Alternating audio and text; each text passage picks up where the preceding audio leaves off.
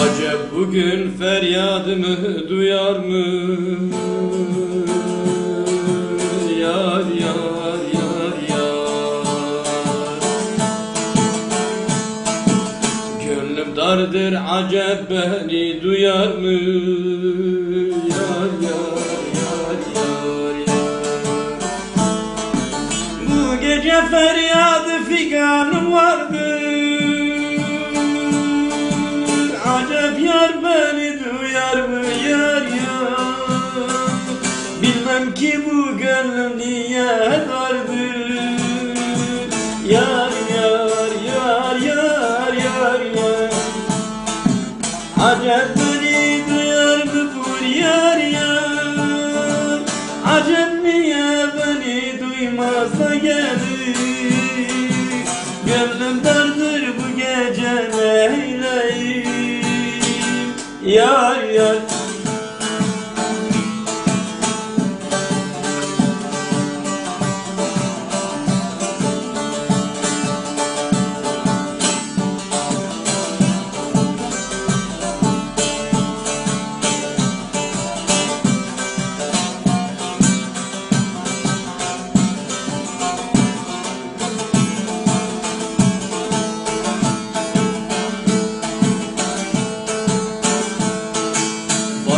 Bela olmuş bu duygularım,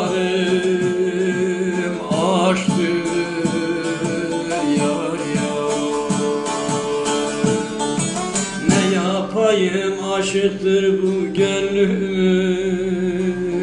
yar yar yar yar yar.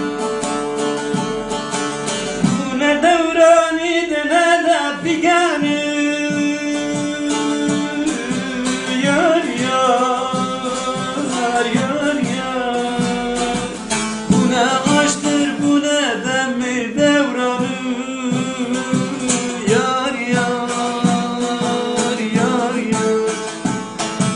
Bu ne aşktır bu ne benim figanım, yar yar.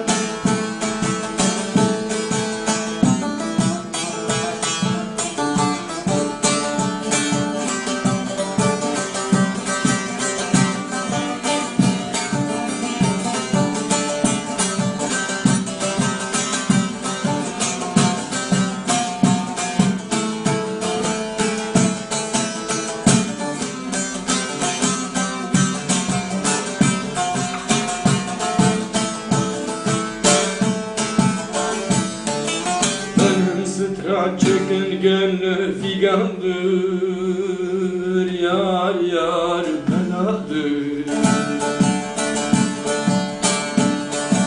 Etme eyleme bu aşkı başıma, bırakma yar yar. Aşka hudut çizen olmuş bu kaller, yar yar.